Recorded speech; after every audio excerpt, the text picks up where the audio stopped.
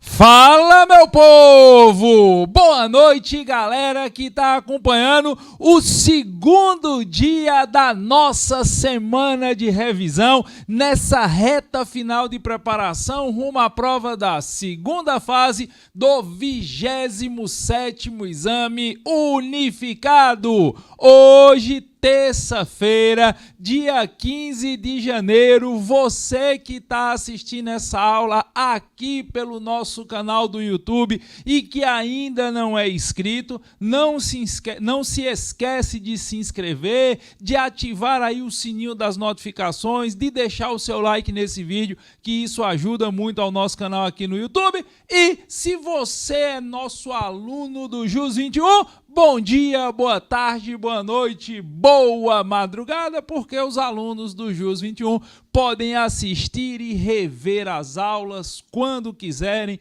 onde quiserem, porque a aula, depois que sai daqui do YouTube, é postada na sua área do aluno do JUS 21.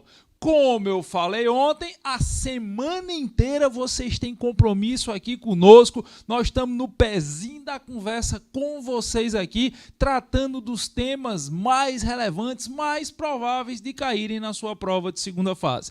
Na aula de ontem, na transmissão de ontem, eu falei sobre resposta à acusação para vocês e aproveitei para dar uma série de dicas. Nós revisamos aqui a arguição de todas as preliminares, lembra? Foi talvez a coisa que eu mais foquei. Eu mostrei para vocês aqui as causas extintivas de punibilidade, relembrei as causas extintivas de punibilidade específicas, dando ênfase àquelas previstas para os crimes contra a ordem tributária. Depois nós falamos aqui sobre as questões inerentes às nulidades processuais. Falei de prescrição, depois falei de nulidades processuais, chamei a atenção para aquela pegadinha do exame de corpo de delito, disse que o exame de corpo de delito era obrigatório como regra, mas tinha aquela excepcionalidade jurisprudencial no caso dos crimes sexuais. Depois nós falamos aqui sobre excludentes de ilicitude, quando elas devem ser arguidas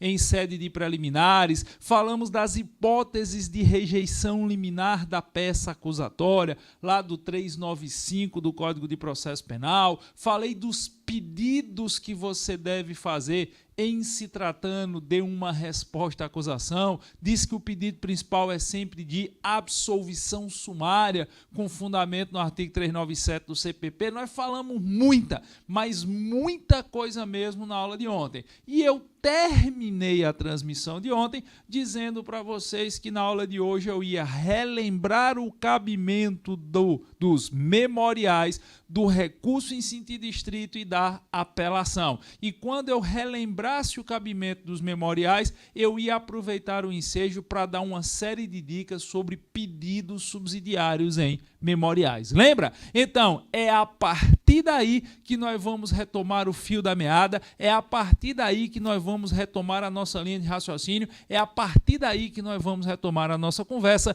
já relembrando quando é que você vai fazer memoriais. Qual é ou quais são as frasezinhas de ouro que na hora que você bater o olho na sua prova, você pode ter a tranquilidade e a certeza que a peça que a FGV quer que você faça é memoriais. Galera, caberão memoriais todas as vezes que a instrução probatória estiver chegando ao seu final. De novo, caberão memoriais todas as vezes que a instrução probatória estiver chegando ao seu final. Finda a instrução probatória, é necessário que as partes façam suas alegações finais. Em regra, essas alegações finais são orais, conforme está previsto e disciplinado ao teor do artigo 403, de novo, artigo 403 do Código de Processo Penal. Na regra geral, quando terminar a fase instrutória, para quem não está lembrando, é aquela fase onde o juiz escuta as testemunhas, faz o interrogatório do acusado, em sendo possível, faz faz o interrogatório da vítima, observa as perícias, escuta os peritos, faz as acariações. Tudo que tem que ser feito como instrumento de consolidação de prova de crime é feito na fase de instrução. Terminada essa fase de instrução e antes do juiz prolatar a sentença de mérito, ou seja, terminada a fase de instrução e antes do juiz prolatar a sentença condenando ou inocentando o réu, ele deve abrir oportunidade para que as partes façam alegações finais, que, como eu disse, em regra geral, essas alegações finais são orais.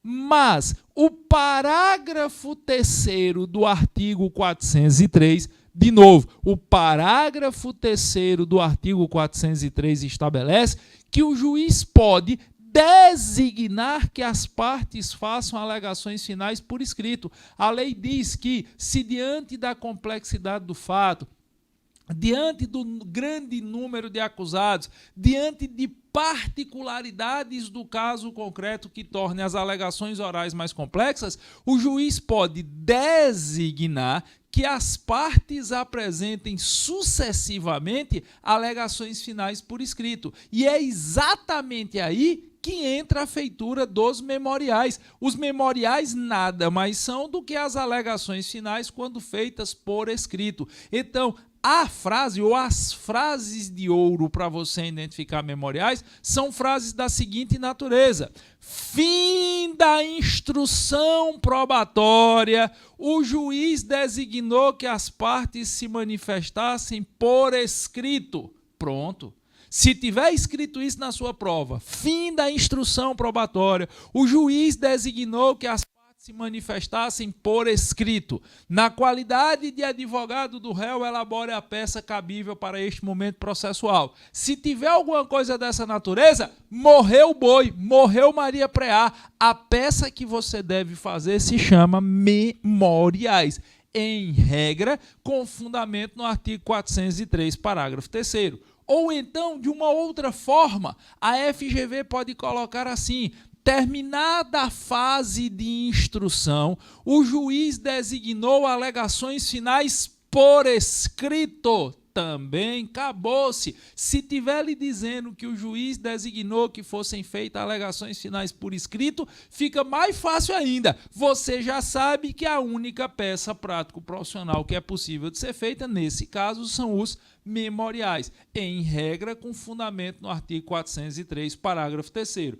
Por que é que eu estou falando em regra? Porque você sabe que tem hipótese de cabimento de memoriais na lei de licitações, no Código Eleitoral. Aí teve gente ontem, depois da transmissão de ontem, que falou comigo no direct dizendo assim: PLGG, eu morro de medo quando a peça tem outras hipóteses de fundamentação fora do Código de Processo Penal. Porque a gente comentou na transmissão de ontem sobre a resposta à acusação que, na regra geral, a resposta à acusação era fundamentada no artigo 396 e 396-A do CPP, mas tinha fundamento para a resposta à acusação no rito do júri, no Código Eleitoral e na lei de licitações. E aí teve gente que mandou mensagem dizendo assim, que tinha medo de não lembrar disso, que tinha medo de não lembrar qual eram as outras fundamentações possíveis da peça quando elas estavam previstas principalmente na legislação extravagante.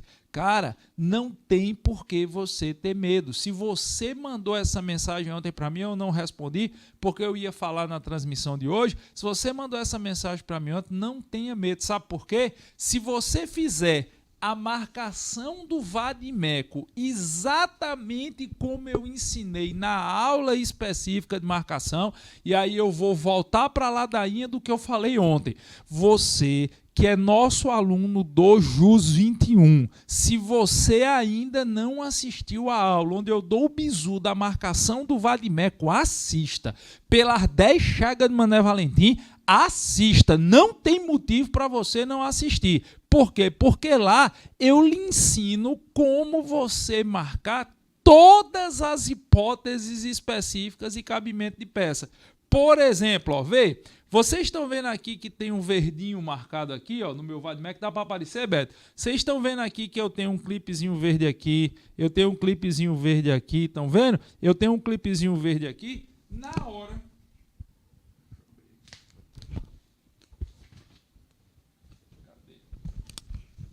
Pronto. Na hora que eu abri no Clips Verde aqui, eu já fui para a hipótese de cabimento de memoriais do artigo 403, parágrafo 3º. Quando você coloca o clipezinho marcando, que nem eu ensinei na aula específica de marcação do VADMECO, você já vai em cima da hipótese. Eu abri nesse primeiro clips, eu estou vendo aqui que eu estou no artigo 403, parágrafo 3º do Código de Processo Penal, que me diz que eu posso intentar memoriais se o juiz, ao final da instrução probatória, assim o designar.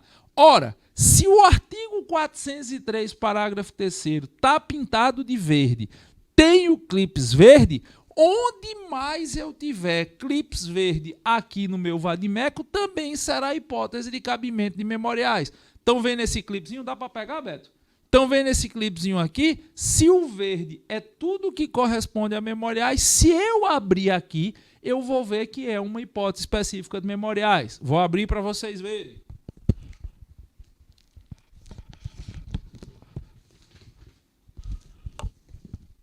Pronto, e eu vejo que eu estou conseguindo fazer isso sem derrubar as coisas, porque se você assistiu a aula de marcação do VADMECO, você viu que eu consegui derrubar a mesinha de apoio aqui.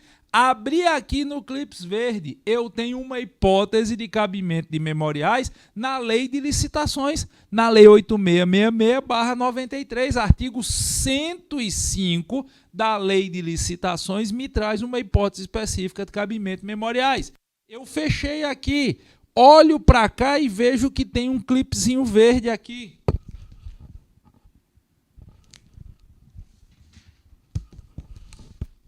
Abri em cima do clips verde, artigo 360 do Código Eleitoral, hipótese de cabimento de memoriais. Então, se você ficou preocupado em não conseguir encontrar as hipóteses específicas de fundamentação da peça, fique tranquilo. Basta você fazer a marcação do VADMECO como eu lhe ensinei na aula específica. Se você faz a marcação do VADMECO, se você turbina o seu bonitão conforme eu lhe ensinei, não tem perigo de passar batido. Botar aqui para não fazer outro acidente. Obrigado, Beto. Não tem perigo de você passar batido. E é por isso que eu insisto, você tem que destacar todas as hipóteses específicas de cabimento de todas as peças. Aqui nos nossos memoriais, em regra, os memoriais são fundamentados no artigo 403, parágrafo 3º, do Código de Processo Penal. Mas se você estiver fazendo memoriais por crimes previstos no Código Eleitoral, o fundamento será no artigo 360 do Código Eleitoral. Se você estiver fazendo memoriais por crimes previstos na Lei de Licitações, o fundamento será no artigo 105 da Lei 8666/93. Mas sempre, quando é que você vai ter a certeza absoluta e inequívoca que a FGV quer que você faça memoriais? Sempre que ela lhe contar uma história e terminar a história afirmando que a instrução probatória chegou ao final, que o juiz, antes de prolatar a sentença de mérito, designou que as partes fizessem alegações finais por escrito. Aí, meu patrão, você já sabe que a peça a ser feita é memoriais. Lembrando o prazo dos memoriais, tá? Os memoriais têm prazo sucessivo de 5 dias. De novo, memoriais têm prazo sucessivo de 5 dias. O que é que significa isso? Significa dizer que, primeiro, o Ministério Público ou quem estiver exercendo pleito acusatório, porque se for uma ação penal privada é o querelante, quem estiver exercendo a parte acusatória terá 5 dias para apresentar os seus memoriais. Depois disso, a defesa vai ser cientificada para sim, então, para a partir daí ter prazo de 5 dias para fazer os seus. Os primeiros memoriais que são apresentados são os memoriais da acusação. O prazo de 5 dias para a propositura de memoriais pela defesa só começa a fluir, só começa a ser contado depois que a acusação faz seus memoriais e a defesa é cientificada, é notificada de tal fato. Beleza? E um outro detalhe que também me perguntaram ao final da transmissão de ontem. Giovanni, mas não tem uma história que no processo penal o Ministério Público tem prazo em dobro? Não, não tem. Isso é lenda. O povo fica dizendo isso na internet aí, ensinando errado ao povo. Isso é lenda. No processo penal, o Ministério Público não goza de prazo em dobro. Só tem uma única criatura no processo penal que tem prazo em dobro. É a Defensoria Pública, por força do que está previsto na Lei Complementar 80/94, que é a lei que instituiu no Brasil a Defensoria Pública. Ah, professor, quer dizer que se eu estiver fazendo a peça como defensor dativo, defensor ad hoc, meu prazo é em dobro? Não, não é. Ainda que você esteja fazendo a peça como defensor dativo, defensor ad hoc, defensor nomeado, seu prazo não é em dobro. Esqueça essa história de prazo em dobro na sua segunda fase. Você só vai pensar em prazo em dobro se você fosse Defensoria Pública, mas você não está fazendo prova para a Defensoria Pública, você está fazendo prova para a OAB, então esqueça essa fuleiragem de prazo em dobro. O prazo dos memoriais é de 5 dias para que a acusação apresente os seus. Depois que a acusação interpor seus memoriais, a defesa é notificada para só então começar a fluir o prazo de 5 dias para a defesa. E, como eu já levantei a bola na aula passada, quando você está fazendo memoriais, o seu pedido principal sempre será de absolvição do réu, com fundamento no artigo 386 do Código de Processo Penal. Salvo, de novo, salvo se você estiver fazendo memoriais no rito do tribunal do júri. Eu vou dizer de novo, devagar, e depois eu vou apartar a explicação abrindo um parêntese. Quando você está fazendo memoriais, por regra, o seu pedido principal é de absolvição, com fundamento no artigo 386 do Código de Processo Penal. Isso é a regra. Salvo se você estiver fazendo memoriais no rito do Tribunal do Júri. E aí eu quero abrir um parêntese nesse momento para relembrar a vocês alguns detalhes sobre o rito do Tribunal do Júri. E o primeiro deles é: o rito do Tribunal do Júri é um rito bipartido, bipartido. É um rito que pode ser dividido em duas partes. No Tribunal do Júri, eu tenho uma primeira fase, que é a fase de instrução probatória, que é regida nos termos do artigo 411 do Código de Processo Penal. Vou dizer de novo, no rito do júri, eu tenho uma primeira fase, que é uma fase de instrução probatória, que é regida lá pelo que está previsto no 411 do CPP. É onde eu vou ter toda a apresentação probatória, oitiva de testemunhas, apresentação de perícias, enfim. A primeira fase do rito do júri, ela é muito semelhante à do rito comum ordinário. É a fase de instrução e julgamento. Ao final dessa primeira fase do júri, o magistrado ele tem 4 hipóteses sentenciais. Grife o que eu disse. Ao final da fase de instrução probatória no júri, ao final da primeira fase do júri, o juiz tem 4 opções sentenciais. Quais são? Ele pode pronunciar o réu, como está previsto no artigo 413 do CPP.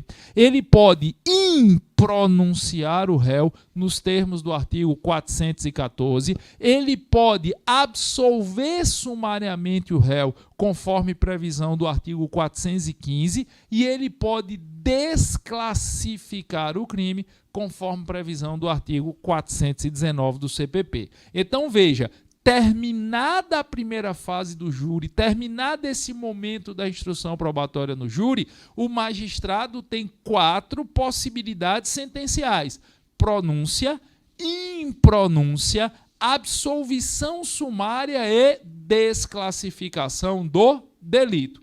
Belezal de Creuza, se o juiz pronunciar o réu, estará aberta a segunda fase do júri.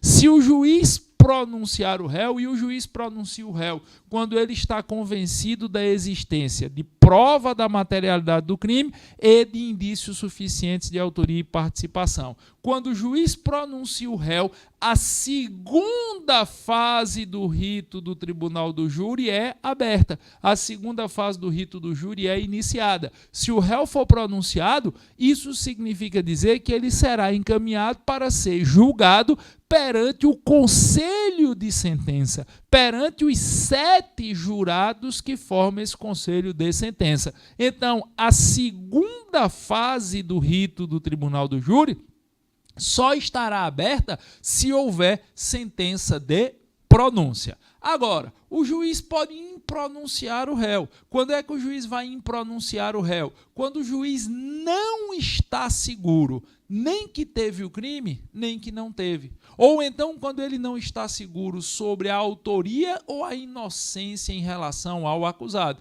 Ele impronuncia, manda o cara para casa e você fica esperando 2 coisas: ou o crime prescrever ou surgir fato novo. Se o juiz está consciente que o cara é inocente ou que não teve o crime, ele absolve sumariamente.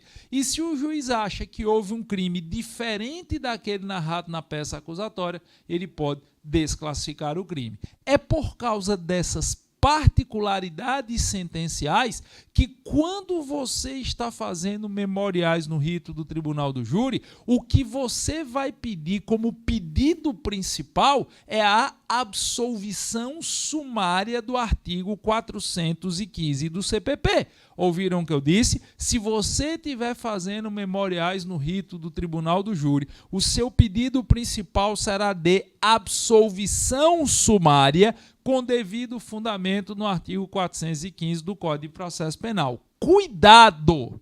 Na regra geral dos memoriais, o seu pedido principal é de absolvição, do artigo 386.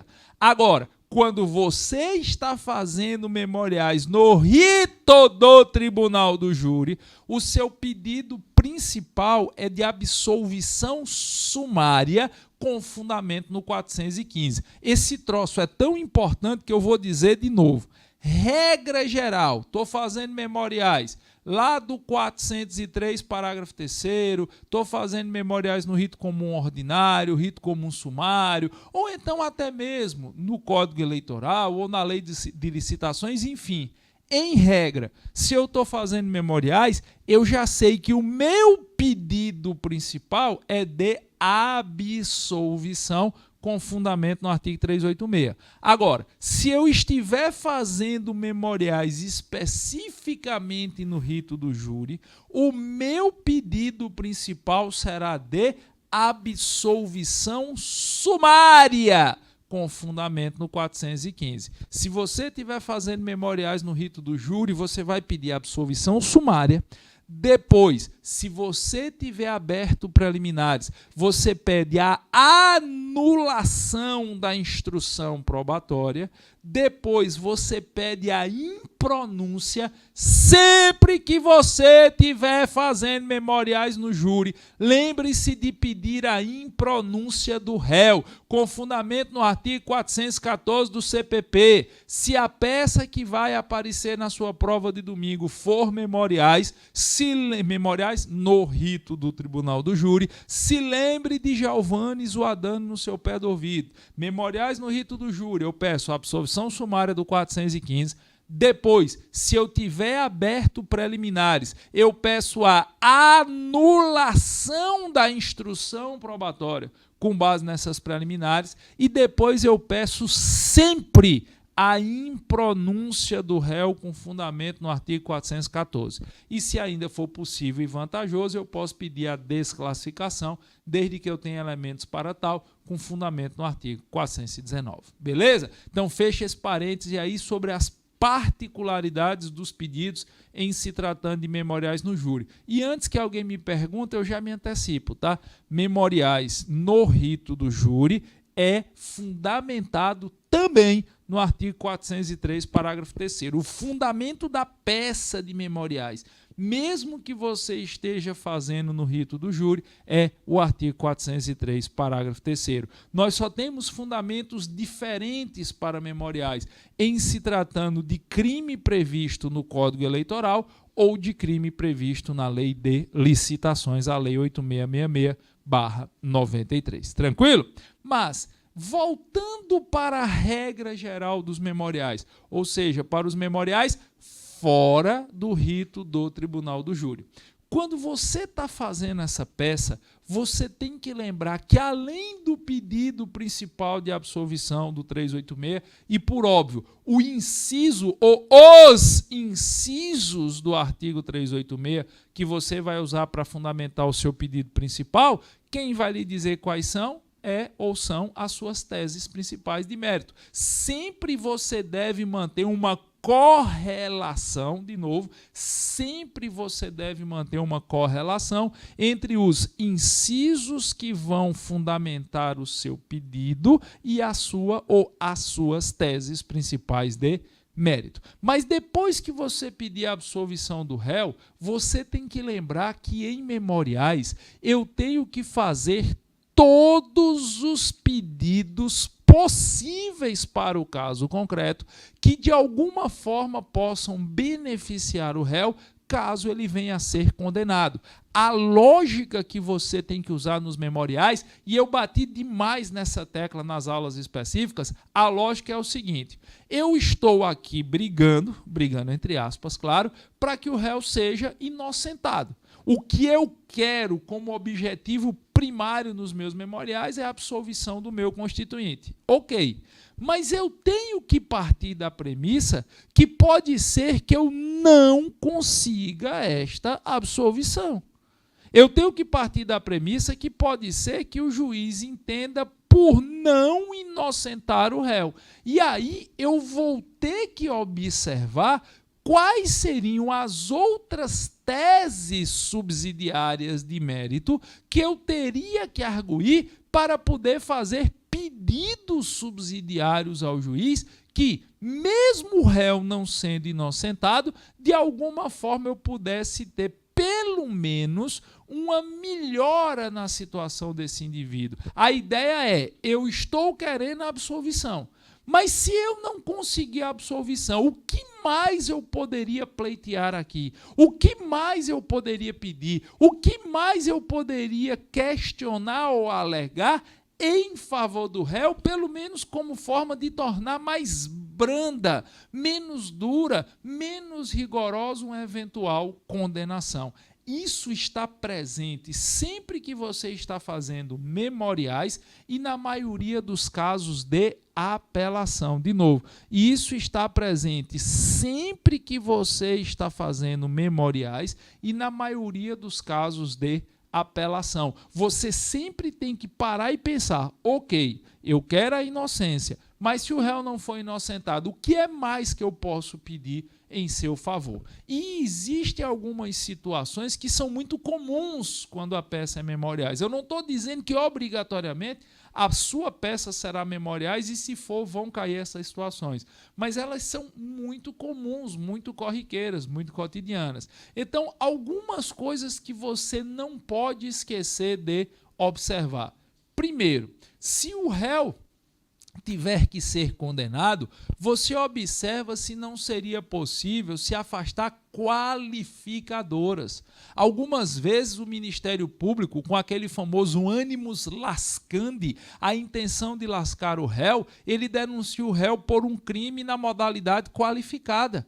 E às vezes é possível o afastamento desta qualificadora. Às vezes é possível você afastar a qualificadora, agravante genérico de pena, é possível você pleitear atenuante genérico. Vou lhe dar aqui alguns exemplos. Imagina só que o Ministério Público denunciou o cara pelo crime de furto qualificado.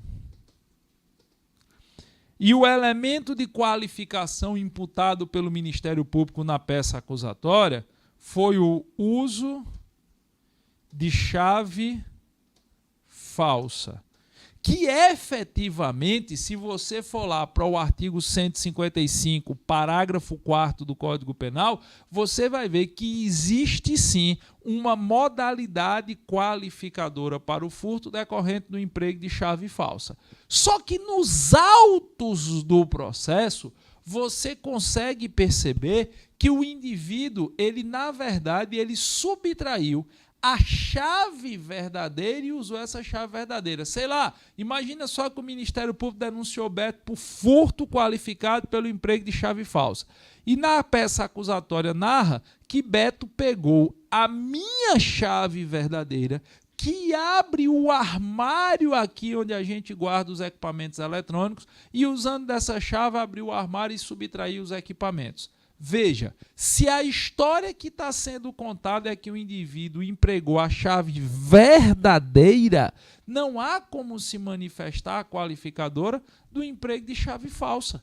A qualificadora para o furto do emprego de chave falsa presume que o indivíduo usou um simulacro de chave.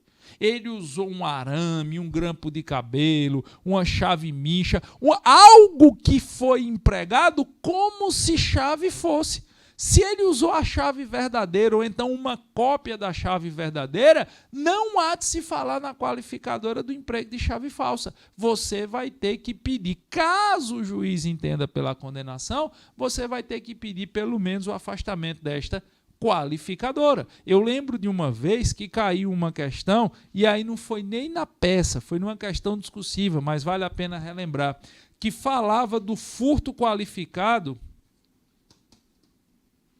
de um veículo automotor. A questão contava mais ou menos a seguinte história. A questão dizia que o indivíduo, objetivando furtar um veículo, pegou uma pedra, quebrou o vidro do veículo e furtou o veículo. O cara foi lá com uma pedra, quebrou o vidro do veículo, entrou no carro e furtou o veículo, levou o veículo embora.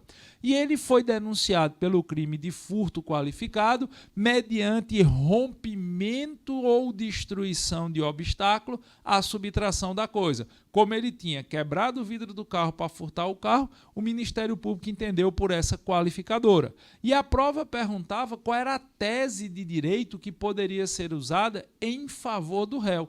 Meu amigo, se você estiver fazendo memoriais numa situação como essa, você já sabe que vai ter que discutir subsidiariamente o afastamento dessa qualificadora. O artigo 155, parágrafo 4º, quando ele fala nessa história, ele diz que a qualificadora é pela destruição ou rompimento de obstáculo à subtração da coisa.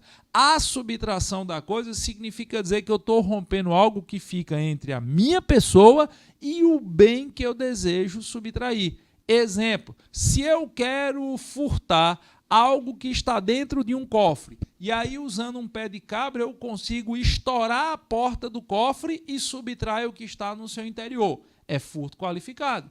A porta do cofre que eu estourei é um obstáculo entre a minha pessoa e o bem a ser subtraído. Eu quero furtar uma bicicleta. A bicicleta está presa com uma corrente. Eu vou lá, estouro a corrente e subtraio a bicicleta. É furto qualificado. Aquela corrente que eu estourei é um obstáculo que existe entre a minha pessoa e o bem que eu pretendo subtrair. Ah, a pessoa estacionou o carro aqui e eu estou vendo que está cheio de compra de supermercado dentro do carro.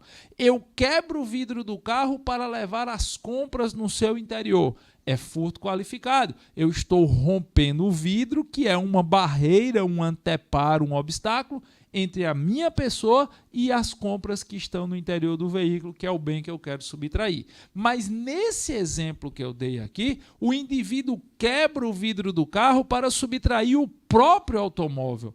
Ele não rompeu um obstáculo à subtração da coisa. Ele quebrou parte integrante do bem que estava sendo subtraído. E isso não representa elemento de qualificação. De novo, isso não representa elemento de qualificação. Então, caso você esteja fazendo memoriais numa situação dessa natureza, você já sabe que você vai ter que discutir subsidiariamente o afastamento desta qualificadora. Quer ver uma outra situação aqui? O crime de roubo.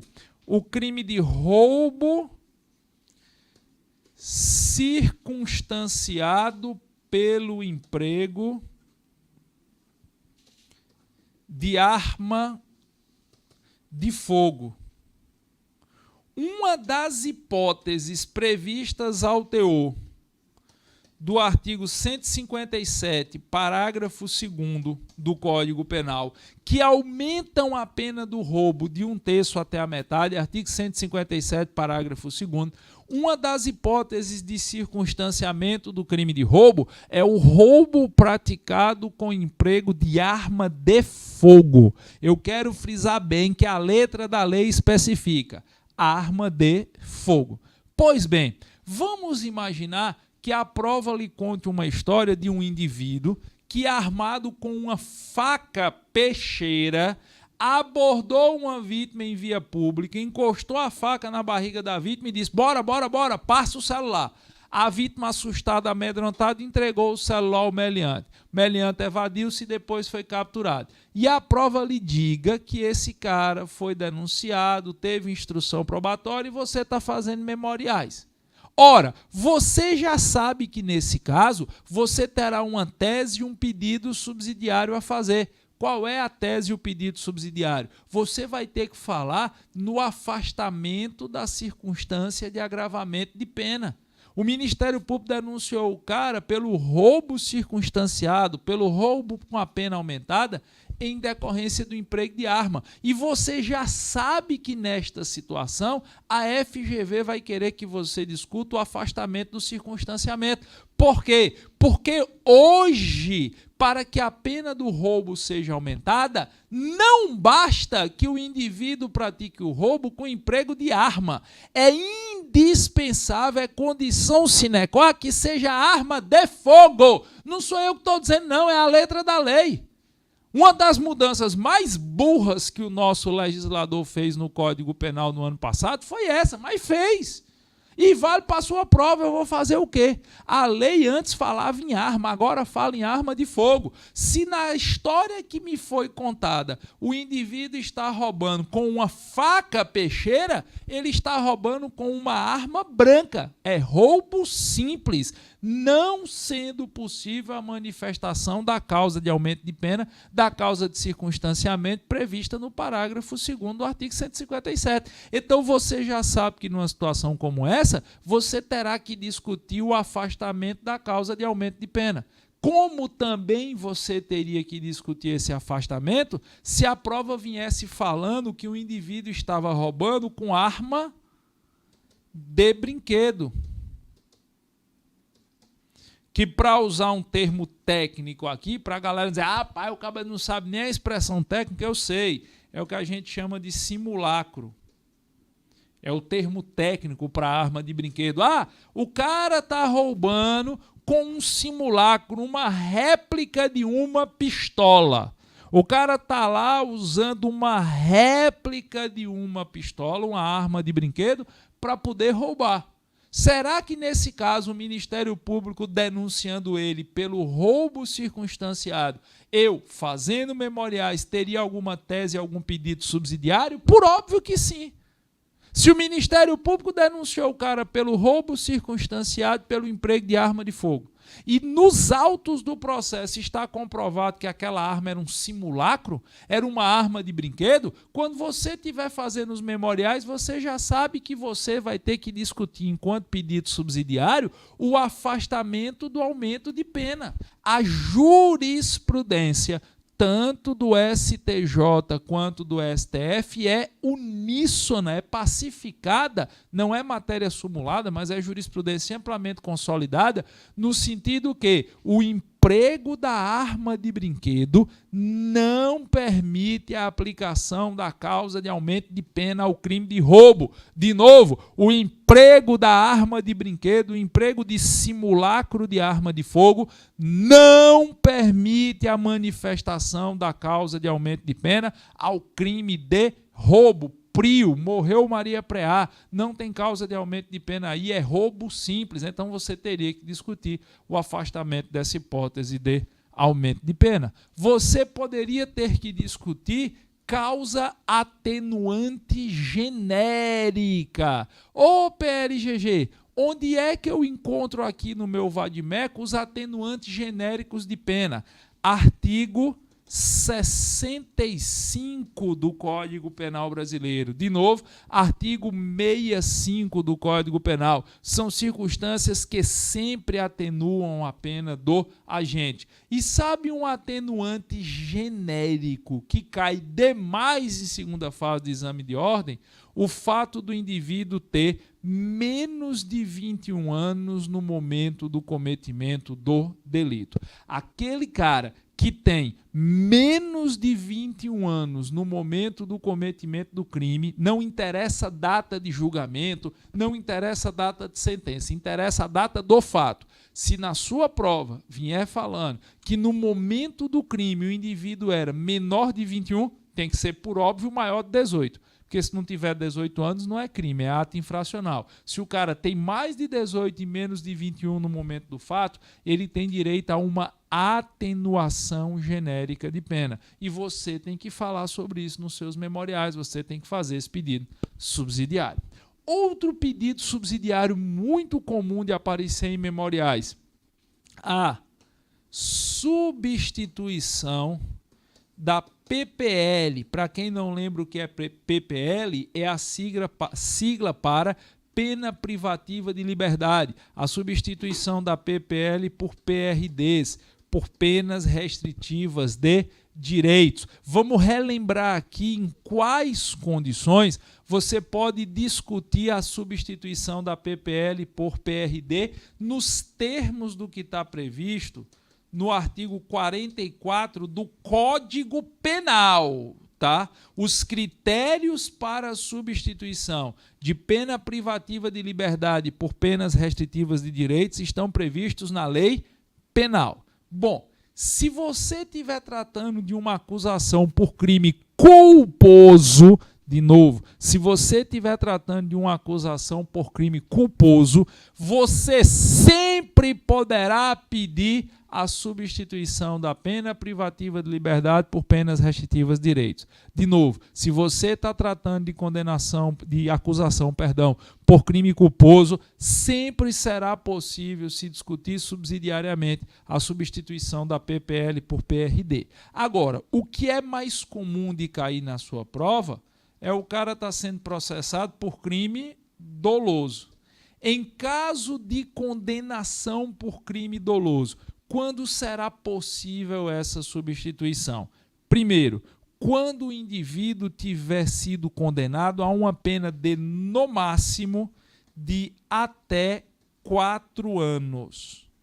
A substituição da pena privativa de liberdade por penas restritivas de direitos é possível, primeiramente, são mais critérios, mas o primeiro critério é que o indivíduo tenha sido condenado a uma pena de até 4 anos. E segundo, que o crime tenha sido praticado sem violência ou grave ameaça à pessoa.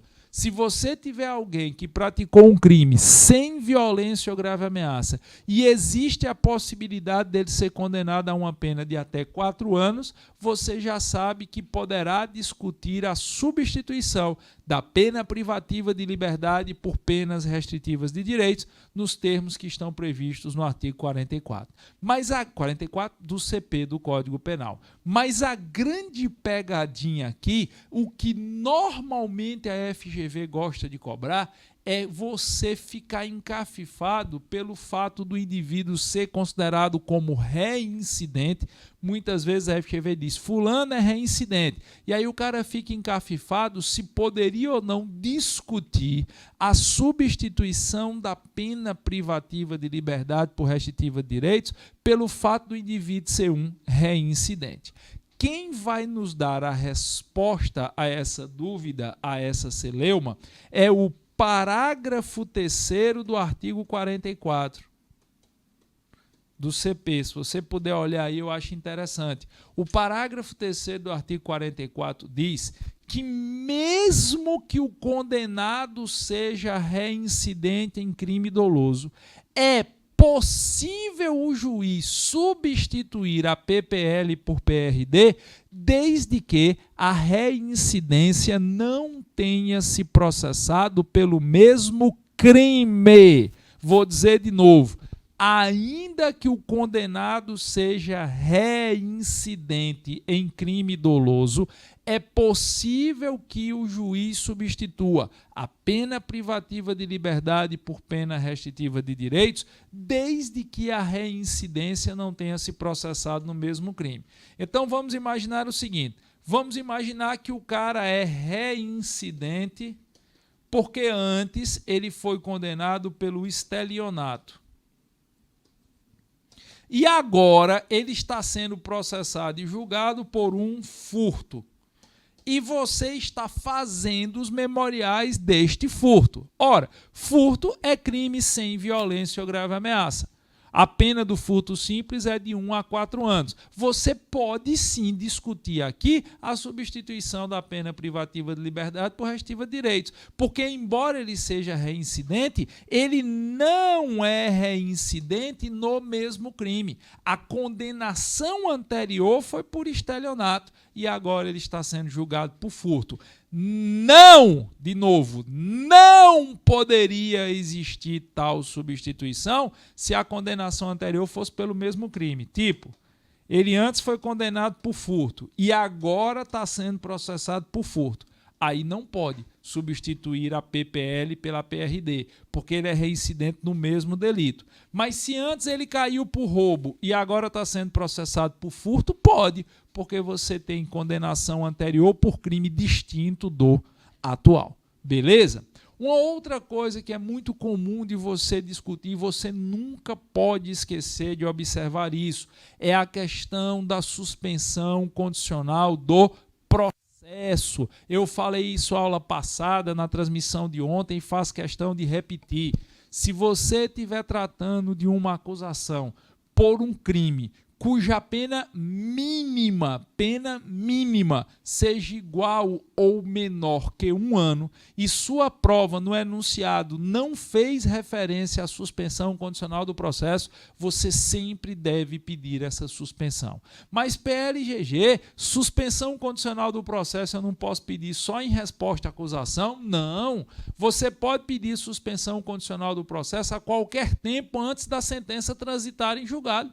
Você pode pedir suspensão condicional do processo em sede de apelação, ao que dirá em sede de memoriais. É possível se discutir a suspensão condicional do processo, desde que os termos previstos na Lei 9.099 estejam satisfeitos, a qualquer tempo antes da sentença transitar em julgado. Então, se você está fazendo memoriais, o cara está sendo acusado por um crime cuja pena mínima, é de até 1 ano, e o enunciado não fez referência nenhuma à suspensão condicional do processo, você já sabe que vai ter que fazer a tese subsidiária e o pedido subsidiário de suspensão. Grave isso!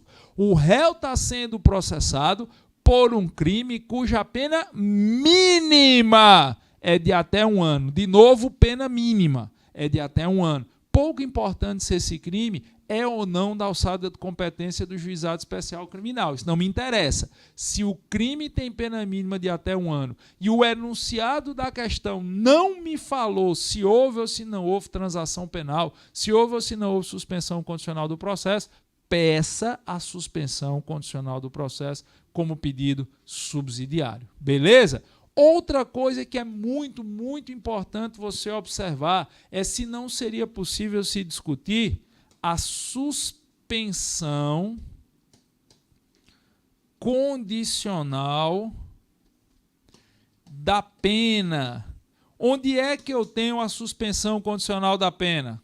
Isso está previsto, pessoal, aí ao teor do artigo 77 do Código Penal Brasileiro. Artigo 77 do Código Penal Brasileiro. Eu vou até pegar minha versão digital, se você quiser pegar aí no seu vadimeco bonitão. O artigo 77 diz: a execução da pena privativa de liberdade não superior a 2 anos poderá ser suspensa de 2 a 4 anos. Então, se você está tratando aí de uma situação de um indivíduo que porventura possa ser condenado a uma pena de até 2 anos, insisto, a uma pena de até 2 anos, você pode observar a possibilidade de discutir suspensão condicional da pena. Lembrando que primeiro você discute a possibilidade de substituição de pena privativa de liberdade por restiva de direitos. Depois você discute a suspensão condicional da pena. Só será cabível suspensão condicional da pena se o juiz entender não ser cabível a substituição da PPL pela PRD. De novo, tá? Porque isso é fundamental. Primeiro, se for possível, vamos imaginar que você tem como discutir substituição da pena privativa de liberdade por restritiva de direitos. Primeiro você discute isso. Aí depois, se for possível, você diz que se o juiz não entender, de novo, se o juiz não entender pela substituição da pena privativa de liberdade por restritiva de direitos, que ele pelo menos observe a possibilidade de decretar a suspensão condicional da pena, conforme está previsto no artigo 77 do Código Penal Brasileiro. Beleza? Um outro detalhe importante aqui que você não pode deixar passar batido. Observe sempre, quando você estiver fazendo memoriais, que é preciso pedir o arbitramento da pena mínima prevista em lei para o delito. E quando você pede o juiz que faça o arbitramento da pena mínima, você concomitantemente já observa se não seria possível pedir um regime prisional mais brando. Como assim, macho velho? Eu não entendi. Vamos, por exemplo, imaginar que você está fazendo aí memoriais porque o cara está sendo acusado do crime de roubo, vamos imaginar. Você pede que o juiz arbitre a pena mínima para o roubo, que é de 4 anos, e pede a ele que estabeleça o regime prisional mais brando cabível naquele caso concreto. Lembrando da regrazinha ou das regrazinhas que estão previstas no artigo 33 do Código Penal.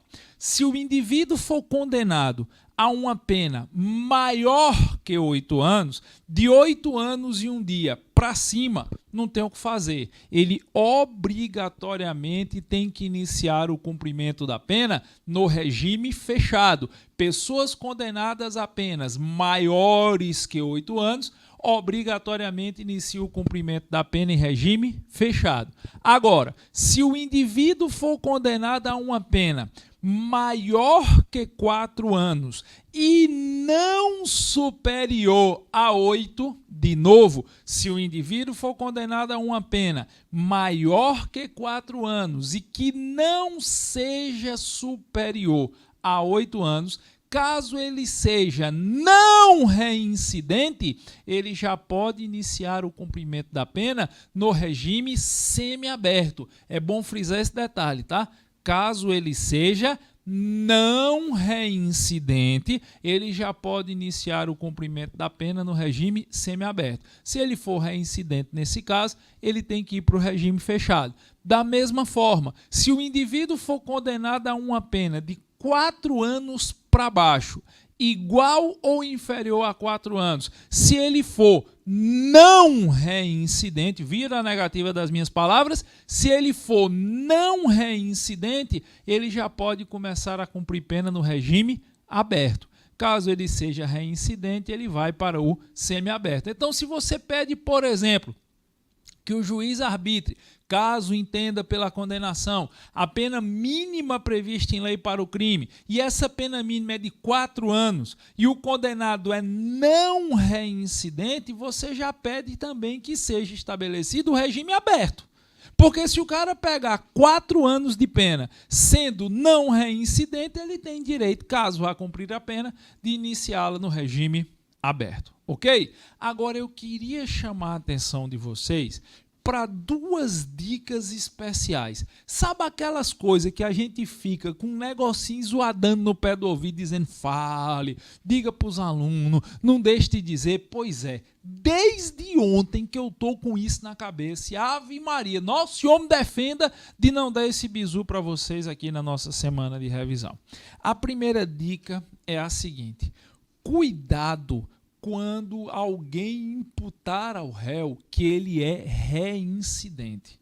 Por quê? Porque reincidência majora a pena, reincidência dificulta a progressão de regime, se for crime hediondo, claro, reincidência pode fazer com que o regime de cumprimento de pena seja mais gravoso. Então tenha muito cuidado quando você estiver fazendo memoriais, se a história contada para você disser que o réu é reincidente, ele foi acusado por ser reincidente, você tem que observar se efetivamente a reincidência se caracterizou ou não. Porque uma coisa é o Ministério Público, na peça acusatória, com seu clássico ânimos lascando e sua intenção de lascar, dizer que o condenado ou dizer que o réu é reincidente. Outra coisa é efetivamente a reincidência estar caracterizada. Você precisa estar atento para observar se, em sede de memoriais, não seria hipótese de você pedir a desnaturação da reincidência. De você falar para o juiz que ele não poderia considerar o condenado ou o réu como reincidente. Por quê? O que é que caracteriza a reincidência? O indivíduo, nos termos do que está previsto no artigo 63 do Código Penal, artigo 63 do Código Penal, o indivíduo será considerado reincidente se ele voltar a cometer crime depois de existir contra ele sentença transitada em julgado no Brasil ou no estrangeiro por crime anterior. De novo, o indivíduo vai ser considerado como reincidente se ele voltar a delinquir, se ele voltar a cometer crime depois de existir contra ele sentença condenatória transitada em julgado por crime antecedente, crime idêntico ou distinto daquele que ele agora está praticando. Então, o que torna o indivíduo reincidente é o momento em que passa a existir contra ele sentença transitada em julgado. Vamos observar aqui um detalhe bem pragmático. Vamos imaginar que o indivíduo tenha cometido o crime, cometido, por exemplo, um furto, em 10/6/2018. E ele está sendo processado por esse furto, mas ainda não foi sequer sentenciado. E vamos imaginar que ele tenha praticado um estelionato no dia 20/9/2018. E vamos imaginar que você esteja fazendo os memoriais no processo do estelionato. Ele está respondendo a um outro processo pelo crime de furto, mas com outro advogado. Você está advogando apenas no processo do estelionato. E você está fazendo memoriais. E o Ministério Público disse que esse cara é reincidente porque antes de praticar o estelionato, ele tinha praticado o crime de furto. Só que o enunciado da questão diz que ele sequer foi condenado pelo furto. Ora, se você está fazendo memoriais nesse estelionato, é óbvio, é lógico que você vai ter que falar da descaracterização da reincidência. Insisto, você vai ter que falar da descaracterização da reincidência. Não se tem reincidência nesse caso. Giovanni, mas ele antes praticou furto e agora praticou estelionato. Como o diabo é que não tem reincidência? O que torna o indivíduo reincidente não é o fato dele praticar um crime e depois outro. É o fato dele ter sido condenado em sentença transitada em julgado por esse crime e depois voltar a delinquir. Não é o que acontece aqui. Você pode ter praticado 1.500 crimes. Se você não tiver sido condenado em sentença irrecorrível por nenhum deles, você não é reincidente. Então, aqui nesta situação mais simples, mais direta, é notória a necessidade de você, em fazendo memoriais, desnaturar, descaracterizar a reincidência. Quer ver outra situação aqui? Vamos imaginar o seguinte, vamos imaginar que o cara tenha praticado um furto. Vou botar aqui, data do crime. Ele praticou um furto no dia 1/3/2016 e foi sentenciado no dia 10/8/2018. Mas essa sentença está pendente de apreciação do recurso de apelação. A defesa dele recorreu e a apelação está pendente de julgamento no tribunal. Aí vamos imaginar que o cara depois tenha praticado um roubo. Ele praticou um roubo no dia 20/9/2018. E você está fazendo os memoriais por esse crime de roubo aqui. E o Ministério Público, quando acusou esse cara de roubo, disse que ele era reincidente. O Ministério Público botou para lascar, disse que era um criminoso reincidente. E você está fazendo memoriais do roubo. É óbvio que você, enquanto tese subsidiária de mérito, você vai ter que discutir o afastamento da reincidência, a desnaturação, a desconsideração da reincidência. Ele não é reincidente. Mas, professor, ele foi condenado, ele foi sentenciado no dia 10 de agosto. Em 20 de novembro foi que ele praticou o roubo. Tudo bem, mas não basta, insisto mais uma vez na negativa das minhas palavras, para o cara ser considerado reincidente, não basta ele ter sido sentenciado. É condição sine qua, é indispensável que a sentença condenatória tenha sido transitada em julgado. E se eu disse que o recurso de apelação pelo crime anterior ainda está pendente de julgamento, é porque a sentença não transitou em julgado. Então, quando você estiver fazendo os memoriais por esse roubo, você tem que pedir a desconsideração da reincidência. Mas eu vou mais longe. Imagine só que sua prova diga o seguinte, que o indivíduo foi condenado em sentença transitada em julgado, o cara foi condenado em sentença transitada em julgado por um crime previsto no Código Penal Militar. Rapaz, o caba era militar. Pronto, pegar o caso aqui de um colega nosso de trabalho, gente maravilhosa, gente de bem, menino que eu gosto demais, é só uma situação exemplificativa. O nosso gerente financeiro aqui, o nome dele é Leandro. E Leandro é militar. Inclusive, uma das coisas que eu mais gostei quando ele foi contratado aqui é justamente que ele tinha acabado de sair do Exército, passou o período dele de 8 anos, e aí veio para a iniciativa privada e ele traz muito aquela ideia de organização da caserna. E Leandro foi militar durante 8 anos da vida dele. Vamos imaginar, não é o caso, ele terminou o período militar dele sem nenhuma anotação na ficha funcional, 01 de turma, menino exemplar. Mas vamos imaginar que Leandro, enquanto era militar, tivesse sido condenado por um crime previsto no CPM, no Código Penal Militar. Um crime propriamente militar. Exemplo de crime propriamente militar.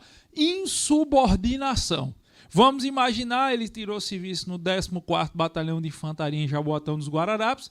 Vamos imaginar que no momento da formação da tropa, a tropa toda formada, toda perfilada, recebendo o general de 2 estrelas para visitar o quartel, Leandro inventa de sair de forma e gritar: quem é este corno que está chegando aqui para dar trabalho ao quartel? É óbvio que ele cometeria um crime. É óbvio que ele seria punido. Isso é crime de insubordinação. É um crime propriamente militar. É um crime previsto no Código Penal Militar. Suponha que ele tivesse sido condenado, a sentença condenatória transitou em julgado, ele tirou cadeia no quartel, depois foi expulso. E hoje ele viesse a cometer um novo crime. E aí o novo crime agora civil. Hoje ele praticar, sei lá, um furto, uma lesão corporal, um roubo, um crime civil. E aí o Ministério Público o acusasse por esse crime, indicando que ele é reincidente, porque ele tinha sido condenado em sentença transitada em julgado na época dele de quartel. Será que essa imputação de reincidência estaria certa? Ou você, em fazendo memoriais, teria que discutir o afastamento da reincidência? É óbvio que você tem que discutir o afastamento da reincidência. Por quê? Porque nos termos do que está previsto no artigo 64 do Código Penal Brasileiro, condenações por crimes propriamente militares e por crimes políticos, de novo, condenação por crimes propriamente militares e por crimes políticos não geram reincidência, mesmo que o indivíduo tenha sido condenado em sentença irrecorrível, mesmo que o indivíduo tenha sido condenado em sentença transitada em julgado. Leandro, hipoteticamente, foi condenado por um crime propriamente militar. A sentença transitou em julgado, ele cumpriu pena no quartel e depois foi expulso. Ele chega para a vida civil como réu primário. Giovanni, mas ele não foi condenado? Foi. A sentença não transitou em julgado? Transitou. Ele não tirou cadeia? Tirou. Mas condenações por crimes propriamente militares não geram reincidência. É por isso que ele chega na vida civil como réu primário. Assim como não geram reincidência, condenações por crimes políticos. E aqui vem um detalhe fundamental. Não confunda crime político com crime eleitoral. Os crimes eleitorais são aqueles que estão previstos no Código Eleitoral e eles geram reincidência. Os crimes políticos são os que estão previstos na Lei 71/70, Lei de Segurança Nacional. Quem cometer um crime na Lei de Segurança Nacional não será considerado como reincidente. E aí eu vou dar para vocês um fato. Eu não vou tecer nenhum juízo de valor sobre o fato. Não estou externando opinião pessoal, nem fazendo nenhum tipo de colocação de natureza política que não me cabe fazer aqui. A minha análise será uma análise extremamente técnica, em cima de um fato público e notório, objetivando exemplificar o que você precisa para a sua prova da segunda fase. Durante a campanha eleitoral passada, do ano passado, de 2018, como é de conhecimento público e notório, a pessoa que foi eleita presidente, o excelentíssimo senhor presidente da República, Jair Messias Bolsonaro, quando estava fazendo campanha em via pública no estado de Minas Gerais, ele foi atacado por uma pessoa que o esfaqueou. Esta pessoa que o esfaqueou foi, segundo o entendimento do delegado da Polícia Federal que presidiu o inquérito, foi enquadrado em crime previsto na Lei de Segurança Nacional. Não foi imputado a ele crime de homicídio ou tentativa de homicídio do Código Penal. Foi imputado o crime da Lei de Segurança Nacional. Caso esse indivíduo venha a ser condenado em sentença irrecorrível, em sentença transitada e julgado, ele não se tornará reincidente. O indivíduo que atentou contra a vida do atual presidente Jair Messias Bolsonaro, se ele for condenado pelo crime que a ele inicialmente foi imputado, que é o crime previsto na Lei de Segurança Nacional, e essa sentença transitar em julgado, ele não perde a condição de réu primário. Giovanni, por que não perde? Porque crimes políticos, e os crimes políticos são os crimes previstos, insisto, na LSN, na Lei de Segurança Nacional, não irão gerar reincidência. E uma outra coisa que você precisa estar muito atento para ver se nos seus memoriais você não teria que pedir a desnaturação da reincidência. Reincidência tem prazo de validade. Oxe, PLGG tem? Tem, o próprio artigo 64 diz isso. Reincidência tem prazo de validade de 5 anos. A reincidência deixará de ser considerada depois do transcurso do lapso temporal de 5 anos. 5 anos a contar do efetivo cumprimento da pena ou da concessão do livramento ou da suspensão condicional da pena. Como é que isso funciona? Vamos imaginar que meu patrão Beto, ele no passado tivesse sido condenado por um crime de homicídio. Ele, muito jovem, 18 anos de idade, matou uma pessoa, foi condenada por homicídio e tirou a cadeia, cumpriu a pena. E o enunciado me diga que a pena chegou ao fim, a pena do homicídio foi completamente cumprida e ele findou a execução da pena no dia 1/3 de 2013. Último dia, fim da execução da pena. Pagou o que devia à justiça no dia 1/3 de 2013. E aí suponha que Beto tenha vindo a cometer um novo crime, sei lá, um crime de roubo. E esse crime de roubo foi praticado no dia 30/12 de 2018. E o Ministério Público está dizendo que Beto é reincidente.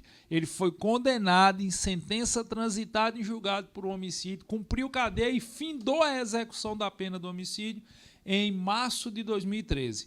Agora, no ano passado, em dezembro de 2018, ele cometeu um novo crime. Será que ele pode ser considerado como reincidente? É só você aplicar a matemática jurídica básica. A reincidência, como eu disse, tem prazo de desnaturação de 5 anos a contar do efetivo cumprimento da pena.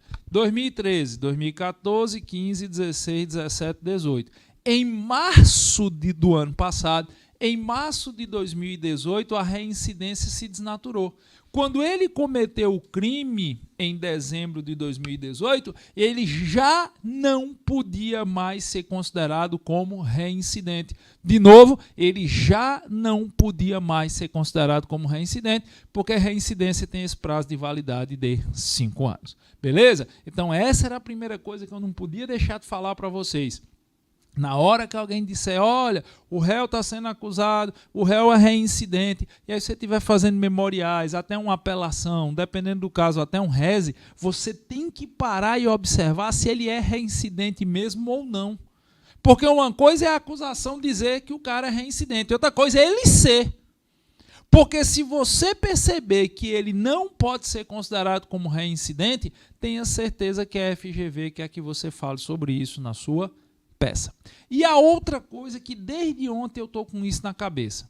Se você estiver fazendo tanto memoriais quanto uma apelação, você deve observar se não seria caso de discutir o instituto da detração de pena.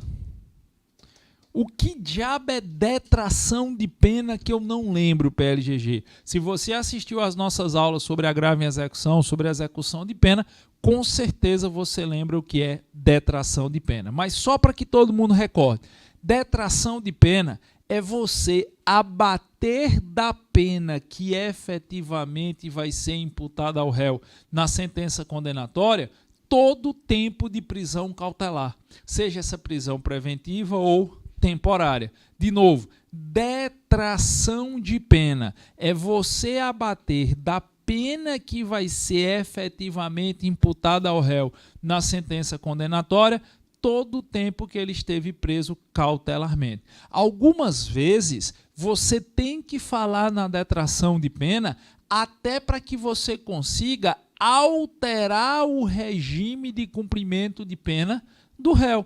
Vamos imaginar aqui uma situação meramente hipotética, tá? Vamos imaginar que o indivíduo, ele cometeu um crime qualquer, sei lá, o cara cometeu um crime de roubo, vou pegar o crime de roubo aqui. E esse cara ficou preso preventivamente por esse roubo 2 anos. 2 anos é o prazo da prisão preventiva no caso dele. Lembrando que prisão preventiva não tem um prazo máximo fixado em lei. A prisão preventiva pode ser mantida pelo tempo que perdurarem os elementos autorizadores. Então o cara ficou preso preventivamente durante 2 anos. E você está fazendo os memoriais desse indivíduo. O cara é réu primário, tem bons antecedentes, tal, cometeu o roubo, mas ele não tem outros elementos que desnaturem. Deixa eu só confirmar aqui a pena do roubo, para eu não falar uma besteira. Eu acho que é 4 anos, mas só para eu confirmar. É isso mesmo, reclusão de 4 a 10 anos. Então o cara foi acusado de crime de roubo, passou 2 anos preso preventivamente e você está fazendo memoriais. O que é que você vai fazer aqui? Nesse caso, você vai pedir a pena mínima. É claro que é um pedido subsidiário, você vai pedir a pena mínima. Primeiro você pede a absolvição, não conseguindo a absolvição, você pede que o juiz impute a pena mínima, que é de 4 anos, e observe a detração da pena já cumprida a título de prisão cautelar. Porque, veja, se você pede a pena mínima, o juiz vai dar os 4 anos. Vamos supor que ele acata esse pedido. Você falando na detração da pena, se o réu vai ser condenado a 4, mas já cumpriu 2 porque estava preso preventivamente, ele só vai ter mais 2 anos de pena a cumprir. Perceberam?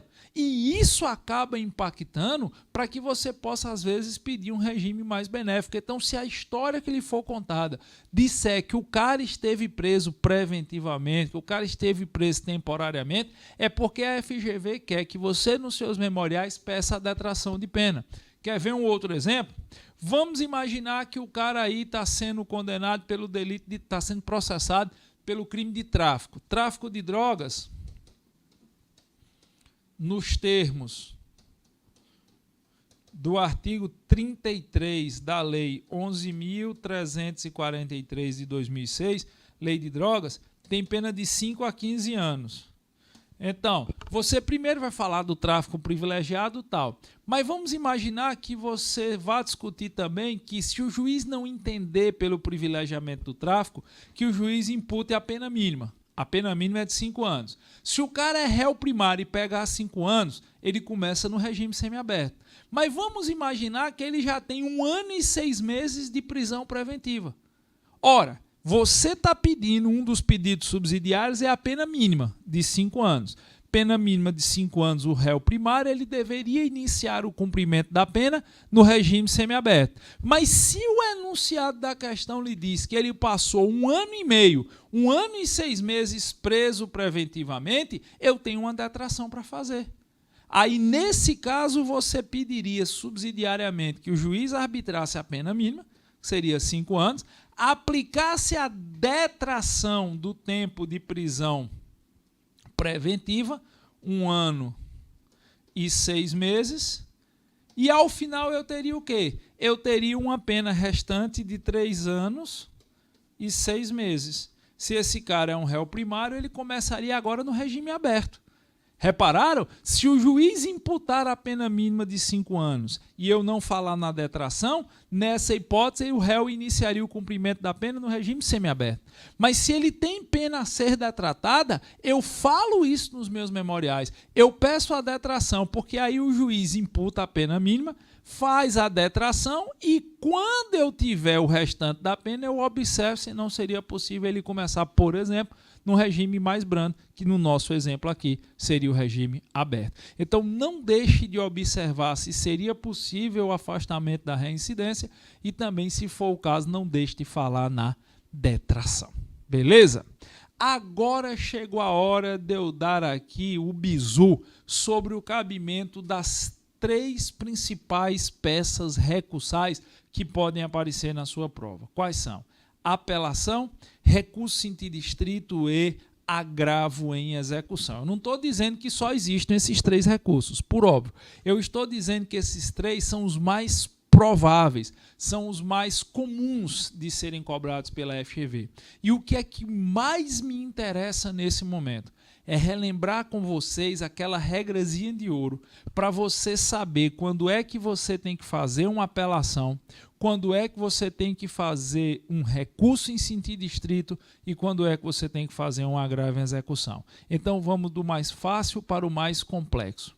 Se você estiver diante de uma sentença condenatória ou absolutória prolatada por juiz singular e a prova do próximo domingo lhe pedir que você se manifeste contra esta sentença, não tem pantinho, não tem choro nem vela. O que você tem que fazer é uma apelação com fundamento no artigo 593, inciso 1 do Código de Processo Penal. De novo, o que você tem que fazer é apelar com fundamento no artigo 593, inciso 1 do Código de Processo Penal. Você leu o enunciado da questão, você viu que o enunciado da questão está falando de um processo, de uma instrução probatória que terminou e o réu foi condenado. Não há outra peça a ser feita a não ser uma apelação. Vão lhe contar uma história do mundo todinha e ao final vão dizer: o juiz singular de tal vara criminal prolatou sentença condenatória.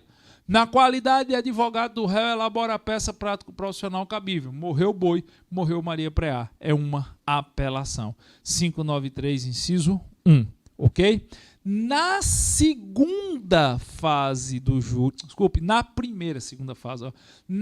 primeira fase do júri, se o juiz pronunciar o réu ao final da primeira fase do júri, a regra é diferente. Se você estiver tratando especificamente do rito do tribunal do júri, ao final da fase de instrução probatória, se o réu for pronunciado, o recurso que você vai fazer é um recurso em sentido estrito, conforme está previsto no artigo 581, inciso 4 do CPP. Cuidado, tá? Regra geral. Ao final da instrução probatória, o juiz pode condenar ou inocentar o réu. Você recorre através de uma apelação. Agora, especificamente no rito do tribunal do júri. Já expliquei na aula de hoje que o rito do júri é um rito bipartido, por isso essa especificidade. Especificamente no rito do tribunal do júri, se ao final da instrução probatória o juiz pronunciar o réu, o recurso cabível é um rese, é um recurso em sentido estrito, com fundamento no artigo 581, inciso 4 do Código de Processo Penal. De novo, com fundamento no artigo 581, inciso 4 do CPP. Agora, se ao final da instrução probatória no rito do júri, da primeira fase do rito do júri, o réu for impronunciado ou absolvido sumariamente, o recurso cabível é uma apelação, com fundamento no artigo 416 do CPP. Ao final da primeira fase do júri, se o réu é impronunciado ou absolvido sumariamente, o recurso cabível é uma apelação com fundamento específico no artigo 416 do Código de Processo Penal. E se o crime for desclassificado, sair na competência do júri, cabe um rese 581, inciso 2. Beleza? Mas isso é uma especificidade do tribunal do júri. Agora, se você tiver na segunda fase do júri, que é quando o cara é julgado perante o conselho de sentença, para que você entre com recurso contra as decisões prolatadas pelo conselho de sentença, pelos 7 jurados, o recurso cabível seria uma apelação. Mas você só pode apelar na segunda fase do júri se e somente se você estiver diante de uma das 4 hipóteses previstas no artigo 593, inciso 3, alíneas A, B, C ou D. Vou dizer de novo.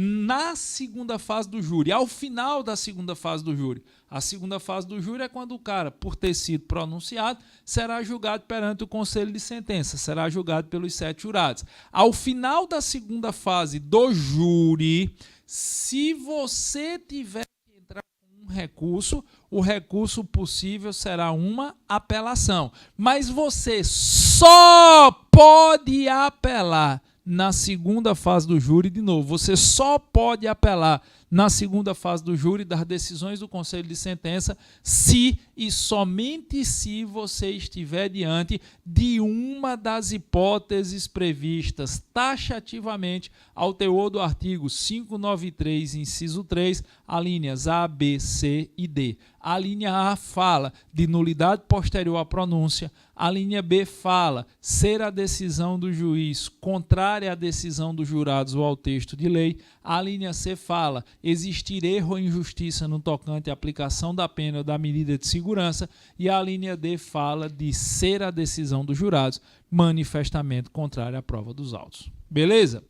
Eliminada a hipótese de você fazer uma apelação, aí você vai olhar se não estaria diante de uma das hipóteses válidas de cabimento de recurso em sentido estrito. Se você eliminar, não, aqui eu sei que não é apelação.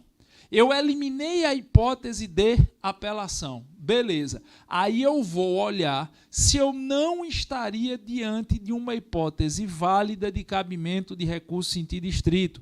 As hipóteses válidas de cabimento de rese, em regra, estão previstas no artigo 581 do CPP, artigo 581 do Código de Processo Penal. Eu falo em regra porque daqui a pouco eu vou dar uma exceção. Inclusive, a essa altura do campeonato, eu sei que vocês já têm isso marcado. Eu sei que isso aí já está mais do que bisurado no VADMEC de vocês. Vê como facilita, né?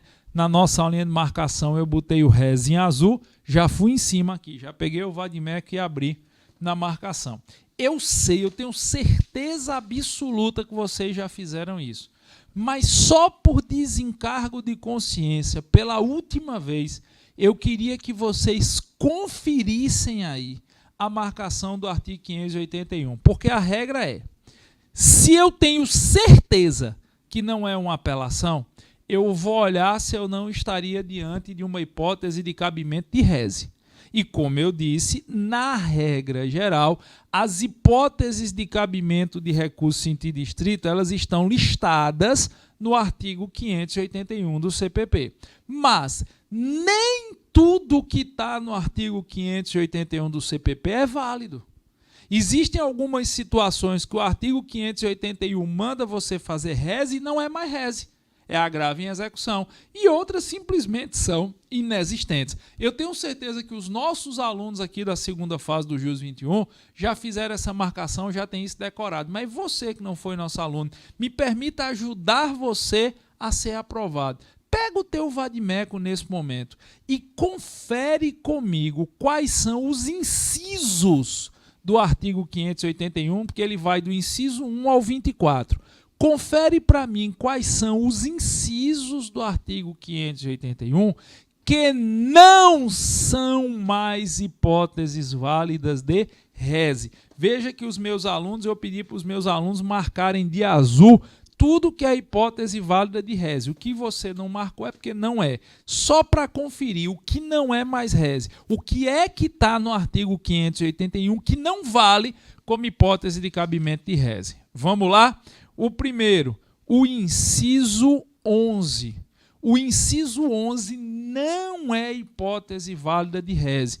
O inciso 11 do artigo 581 fala da decisão que conceder, negar ou revogar a suspensão condicional da pena. Se a suspensão condicional da pena for decidida pelo juiz sentenciante, você faz uma apelação. Se for pela vara das execuções penais, você faz um agravo em execução. De novo, a hipótese do inciso 11 do artigo 581 do CPP não é hipótese válida de cabimento de rese. De novo, não é hipótese válida de cabimento de rese. Se a decisão que concede, nega ou revoga suspensão condicional da pena for prolatada pelo juiz sentenciante, o que cabe é uma apelação. Se for prolatada pelo juiz da vara das execuções penais, o que cabe é um agravo em execução. Beleza? Vamos lá. O inciso 12, que conceder, negar ou revogar livramento condicional não é hipótese válida de reze. Quem concede, nega ou revoga livramento condicional é juiz das execuções. E todas as vezes que você precisar se contrapor a uma decisão prolatada pelo juiz das execuções, o recurso cabível é um agravo em execução, com fundamento no artigo 197 da Lei das Execuções Penais. Então, o inciso 12 também não é válido. Inciso 17 não é válido para reze. O inciso 17 fala que decidir sobre a unificação das penas. Quem decide sobre a unificação das penas é juiz das execuções. Logo, o recurso cabível é agravo em execução. Inciso 19, que decretar medida de segurança depois de transitar a sentença em julgado. Não é hipótese de reze, é de agravo em execução. Essa decisão cabe ao juiz das execuções. Inciso 20, não é hipótese de reze, é agravo em execução. Inciso 21, não é hipótese de reze, é agravo em execução. Inciso 22, não é hipótese de reze, é agravo em execução. Inciso 23, também não é reze, é agravo. O inciso 24, ele não vale mais. O inciso 24, você pode riscar, ele não tem valor. Por quê? Ele fala que converter a multa em detenção ou prisão simples. Isso não existe mais no Brasil, desde que nós assinamos o Pacto de San José da Costa Rica, também chamada de Convenção Interamericana de Direitos Humanos. Então, o inciso 24 não é nada. Não cabe mais. E se você voltar um pouquinho para o inciso 15, a parte final que fala em deserção de apelação, também não existe mais. A parte inicial é a hipótese de cabimento de reze. Se você entrar com apelação e o juiz denegar a apelação, você faz um reze. Agora, deserção de apelação não existe mais, beleza? Então, só para vocês confirmarem aí o que não é mais reze, tá? O que não se procede mais mediante reze. Inciso 11, 12, 17, 19, 20, 21, 22 e 23. Essas hipóteses são de agravo. O 24 não existe mais e a parte final do inciso 15 também não é mais válida. Lembrando ainda que nós temos hipótese de cabimento de recurso em sentido estrito no Código de Trânsito e no decreto do prefeito. Tá vendo a marcaçãozinha aqui, ó, que a gente fez? Se você for lá para a marcaçãozinha em azul, você acha a hipótese de cabimento de recurso em sentido estrito prevista no Código de Trânsito Brasileiro, Lei 9503/97, artigo 294, parágrafo único. Não deixe de marcar o seu vade-mecum, não. Artigo 294, parágrafo único, eu tenho. No 294, parágrafo único, do Código de Trânsito. Eu tenho uma hipótese de cabimento de reze. E aquela hipótese que se cair vai derrubar muita gente. Tá vendo o azulzinho aqui? Vou abrir. Aquela hipótesezinha de cabimento de reze que até hoje tem muita gente que não sabe da existência. Decreto-Lei 201/67. Decreto-Lei 201/67, o decreto dos crimes de responsabilidade de prefeitos. Caberá recurso em sentido estrito nos termos do artigo 2º, inciso 3. Artigo 2º, inciso 3. Estão vendo marcadinho aí? Tem que estar marcado no seu vade-mecum. Decreto 201/67, artigo 2º, inciso 3. Caberá recurso em sentido estrito para atacar a decisão que prender preventivamente prefeito ou que afastá-lo do cargo. Beleza? E só para finalizar, que eu já estourei demais o meu tempo pela revisão de hoje, lembrando a vocês que, tá aqui, Beto, todas as vezes que nós precisarmos discutir, que nós precisarmos questionar decisão prolatada pela vara das execuções penais, se tiver lá que o juiz das execuções, que a VEP, que a vara das execuções decidiu alguma coisa e você precisa se contrapor a essa decisão, o recurso cabível é um agravo em execução, com fundamento no artigo 197 da Lei das Execuções Penais, Lei 7210/84. Beleza, crianças? Tá bom. Antes de eu terminar essa transmissão para vocês, como eu expliquei para vocês ontem, faço questão de repetir. Hoje, esta aula vai ser postada, ela foi gravada, eu estou gravando essa aula. Que horas são, Beto, aí? Pronto, são 11h15 da manhã, por óbvio, 11h15 da manhã do dia 15 de janeiro de 2019. Daqui a pouco, quando for 18 horas, horário de Brasília, 17 horas aqui, os meninos vão postar esta aula aí no meu canal no YouTube, aqui no meu canal no YouTube. Peço mais uma vez, se você está acompanhando pelo YouTube, não se esquece de se inscrever e ativar as notificações. Se tiver gostado, deixa o seu like aí. E eles vão deixar essa aula disponível aqui para vocês no YouTube até às 22 horas, horário de Brasília. Depois eles vão tirar e vão postar na área do aluno do JUS 21. De novo, vão postar na área do aluno do JUS 21 e aí vai ficar disponível até o dia da prova para o nosso aluno do JUS 21 assistir, ok? Lembrando que amanhã nós continuamos nossa revisão. Amanhã é transmissão ao vivo a partir das 19 horas, horário de Brasília, aqui pelo nosso canal. Amanhã será com o professor Luiz Carlos Figueiredo, que me ajuda junto com o professor Renato Fázio aqui na segunda fase do JUS 21. Luiz Carlos Figueiredo vai falar sobre outras peças, como defesas preliminares, queixa-crime, algumas peças perante tribunais superiores. Então, a aula da quarta-feira, ao vivo aqui no meu canal no YouTube, 19 horas, horário de Brasília, é com o professor Luiz Carlos Figueiredo. Terminou a aula, aí os meninos postam na área do aluno do JUS 21. Na quinta-feira tem transmissão ao vivo às 19 horas com o professor Renato Fázio. O professor Renato Fázio vai bater um papo com vocês sobre alguns crimes em espécie. Ele vai destacar várias pegadinhas acerca de crimes em espécie.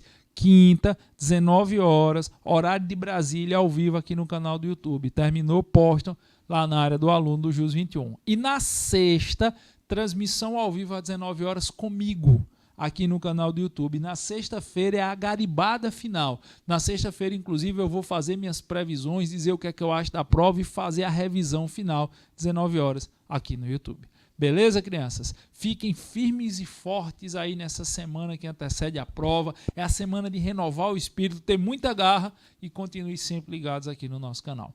Um cheiro para quem for de cheiro e um abraço para quem for de abraço.